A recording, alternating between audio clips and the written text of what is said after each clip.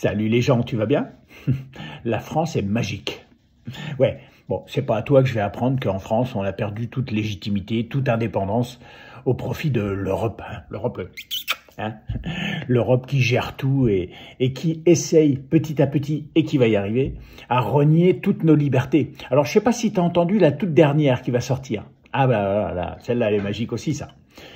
À partir du 10 janvier 2026, tous les pêcheurs de loisirs devront déclarer leur prise via une application sur leur téléphone. Et ils seront contrôlés. Et ils seront punis s'ils n'ont pas déclaré leur prise. Non mais t'imagines, tu peux même plus aller pêcher tranquille au bord de ton étang, au bord de mer. Tu pourras plus.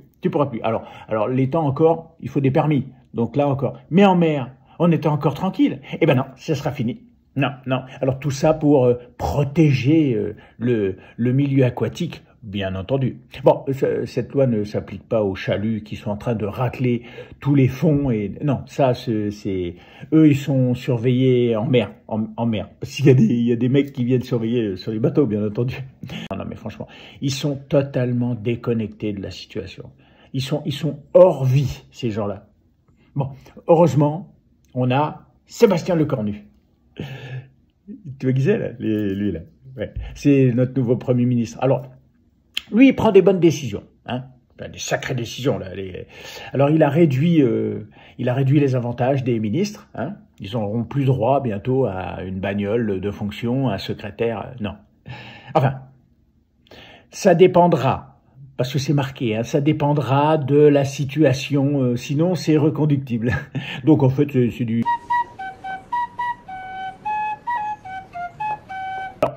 Ce cher Premier ministre, j'ai gratté un petit peu et effectivement, il navigue un peu entre deux eaux. Oui, parce que il faisait des déclarations quand il n'était pas au pouvoir, qui sont un peu tendancieuses quand même, hein. Enfin, regarde. La politique française, c'est quoi? Elle souffre de quoi? Elle souffre justement de pas suffisamment de renouvellement? Ouais, bien sûr. Elle est sclérosée, on est dans l'entre-soi. On voit bien un petit peu autour de nous, dans tous les pays européens ou occidentaux, lorsque une majorité est battue, lorsque le leader de cette majorité est battu, on ne le revoit pas. Il n'y a qu'en France, on revoit réapparaître les mêmes visages perpétuellement. Ouais, c'est vrai que c'est plus facile que quand on nous a pas demandé de venir au pouvoir. Ouais, c'est plus facile de critiquer, mais là, quand on y est, elle est bonne la soupe. Elle est très bonne la soupe. Ouais. Et en plus, juste avant, il balançait aussi ça. Si le président de la République vous propose de vous nommer à Matignon en cas de chute du gouvernement, vous accepterez? Moi, je l'ai déjà dit dans les colonnes de vos confrères consoeurs du Parisien, je ne suis pas candidat. Mais est-ce que vous accepteriez? Je ne suis pas candidat. Vous souhaitez rester au ministère des Armées? Je ne suis pas candidat. Bah oui, Seb.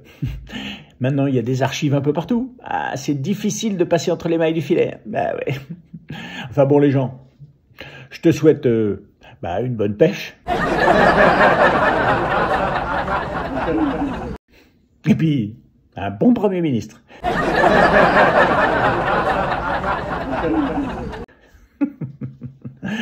Enfin bon, me remerciez pas. Non, me remerciez pas. Parce que, comme dirait la reine Guenièvre dans Kaamelott... Eh ben, on n'est pas sorti du sable!